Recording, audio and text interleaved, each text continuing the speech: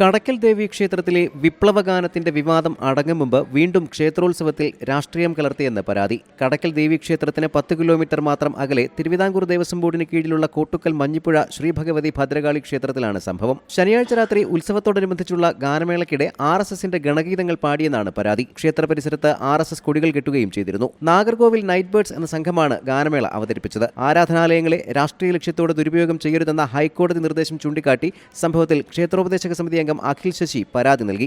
നമ്മുടെ ക്ഷേത്രത്തിലെ വിശ്വാസികൾക്ക് പങ്കുവരുന്ന രീതിയിൽ കൊടിതോരണങ്ങൾ കിട്ടുക, ഒപ്പം തന്നെ ക്ഷേത്ര വിശ്വാസികളുടെ ഭാഗമായിട്ടുള്ള അതിനെ ഹനിക്കുന്ന രീതിയിലുള്ള ഗണഗീതം അടക്കമുള്ള RSSന്റെ ഗീതങ്ങൾ ചൊല്ലാൻ പാടില്ല.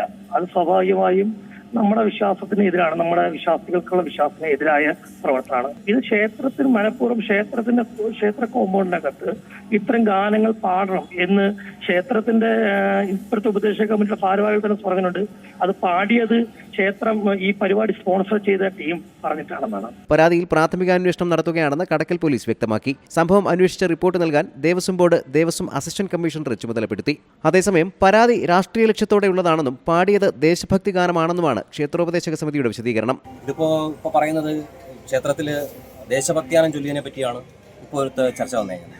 ദേശഭക്തിഗാനം ചൊല്ലുന്നതിന് ഇപ്പോൾ ഉപദേശ സമിതി അംഗീകാരം കൊടുത്തിട്ട് ഒന്നുമല്ല. പ്രേക്ഷകർ ആവശ്യപ്പെടുന്ന ഗാനങ്ങളാണ് ഇത് പാടിയിട്ടുള്ളത്.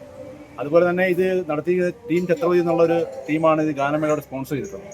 അപ്പോൾ അവരുടെ ആവശ്യപ്രകാരമാണ് ദേശഭക്തി ഗാനമാണ് പാടിയിട്ടുള്ളത്. ഏതാനും ദിവസം മുമ്പാണ് കടക്കൽ ദേവി ക്ഷേത്രത്തിലെ ഉത്സവ ഗാനമേളയ്ക്കിടെ വിപ്ലവഗാനം പാടിയത് വിവാദമായത്. ഈ സംഭവത്തിൽ ഹൈക്കോടതിയുടെ പരാമർശത്തെ തുടർന്ന് ഗാനം ആലപിച്ച ഗസൽ ഗായകൻ അലോഷി ആദത്തിനും ക്ഷേത്രഭരണ സമിതി അംഗങ്ങളായ 2 പേർക്കുമെതിരെ കേസെടുത്തിരുന്നു. News desk Zee Malayalam news. ഏറ്റവും പുതിയ വാർത്തകളും വിശേഷങ്ങളും വിരൽ തുമ്പിലറിയാൻ സീ മലയാളം ന്യൂസ് എല്ലാ ഡിജിറ്റൽ പ്ലാറ്റ്ഫോമുകളിലും ലഭ്യം.